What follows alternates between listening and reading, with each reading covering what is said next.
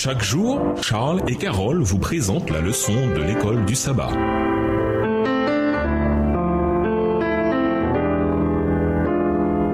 Bienvenue à votre émission Dieu nous parle.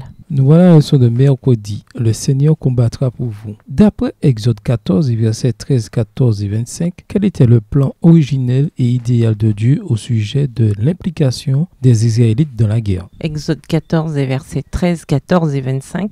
Moïse répondit au peuple, « Ne craignez rien, restez en place et regardez la délivrance que l'Éternel va vous accorder en ce jour, car les Égyptiens que vous voyez aujourd'hui, vous ne les verrez plus jamais. L'Éternel combattra pour vous, et vous, gardez le silence. » Verset 25, « Il ôta les roues de leurs chars et en rendit la marche difficile. Les Égyptiens dirent alors, « Fuyons devant Israël, car l'Éternel combat pour lui contre les Égyptiens. » En ce moment de crise, alors que le peuple d'Israël se retrouvait dans l'impasse, Moïse répondit au peuple, « N'ayez pas peur, tenez-vous debout et regardez le salut que le Seigneur va vous accorder aujourd'hui, car les Égyptiens que vous voyez aujourd'hui, vous ne les verrez jamais plus. Le Seigneur combattra pour vous et vous, vous garderez le silence. » Exode 14, versets 13 et 14. D'après le récit biblique, même les Égyptiens eux-mêmes comprirent cette réalité. Fuyons pour échapper à Israël, car le Seigneur Yahvé qui combat l'Égypte pour eux. Exode 14, verset 25.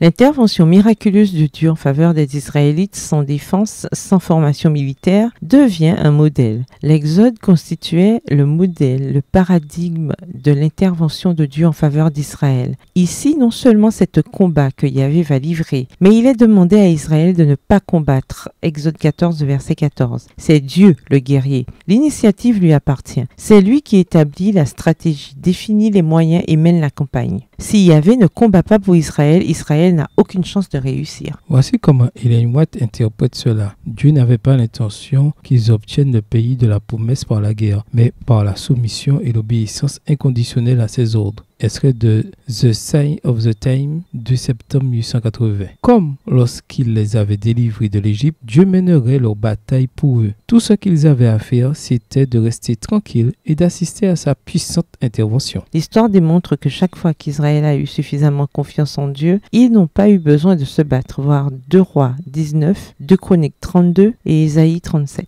Dans le plan idéal de Dieu, les Israélites ne devaient jamais combattre par eux-mêmes. Dieu les laissa prendre part à la guerre contre les Cananéens à cause de leur incrédulité exprimée après l'Exode. Ils n'avaient pas eu à brandir une seule épée contre les Égyptiens pendant l'Exode. Ils n'étaient pas censés se battre pour conquérir Canaan. Deutéronome 7 et versets 17 à 19.